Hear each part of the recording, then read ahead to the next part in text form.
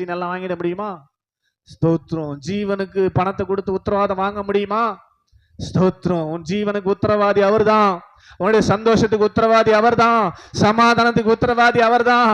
உன் வியாதியிலிருந்து விடுதலை தருகிற உத்தரவாதி அவர்தான். எப்படி அதை கொடுக்கிறார் அப்படின்னா அவருடைய அன்பினாலே. நல்லா கவனிக்கணும், அவருடைய அன்பினாலே. எப்படி அன்பு கிடைக்குது? ரோமர் 5:5 வாசிச்சமே, நமக்கு அருளப்பட்டிருக்கிற பரிசுத்தாவினாலே தேவ அன்பு நம்முடைய இருதயங்கள்ல ஊற்றப்பட்டு கொண்டே இருக்கிறது, தேவ சமூகத்துல போறவங்களுக்கு. அதனால்தான் நீங்கள் அமர்ந்திருந்து நானே தேவன் என்று அறிந்து கொள்ளுங்கள். ஆமேன் சொல்லுங்க. அல்லேலூயா. ஞாயிற்றுக்கிழமை சொல்லும் போது வேக வேகமா சொல்லிட்டு உங்களுக்கு புரிய வைக்கணும். ஆமேன். நீங்கள் ஆசீர்வதிக்கப்பட போறவங்க, உங்களை கர்த்தர் பிளஸ் பண்ண போறாரு. ஆமேன். அல்லேலூயா.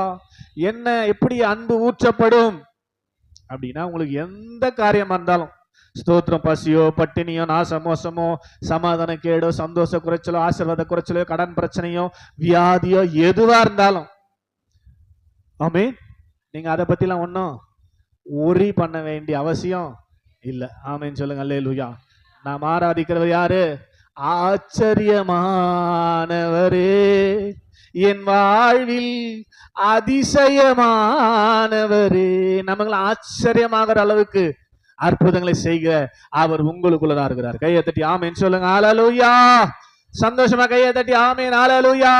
அப்ப என்ன பண்ணணும்? இப்படிப்பட்ட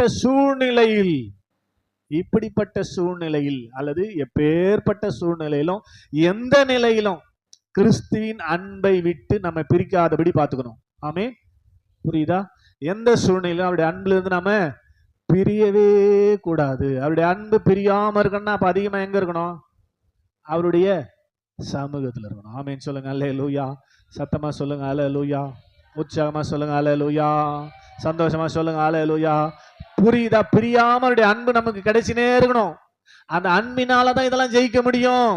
அப்பனா அதிகமா தேவ சமூகத்துல ஸ்தோத்திரம் இருப்பதற்கு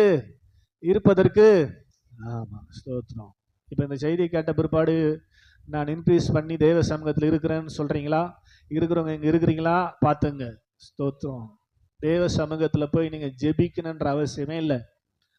தேவ சமூகத்துல போங்க, முட்டி போடுங்க, பிரைஸ் பண்ணுங்க, அவரை நல்லா துதிங்க, ஸ்தோத்திரம் பண்ணுங்க, போதும்.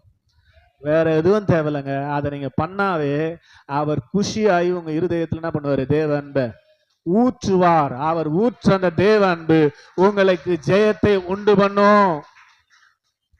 நீங்க போய் வேணும்னு பிச்சை கேட்க அவசியமே இல்லைங்க. உங்களுக்காக வச்சுங்கிறாரு, அவர் கண்டிஷன்ல வச்சுங்கிறாரு.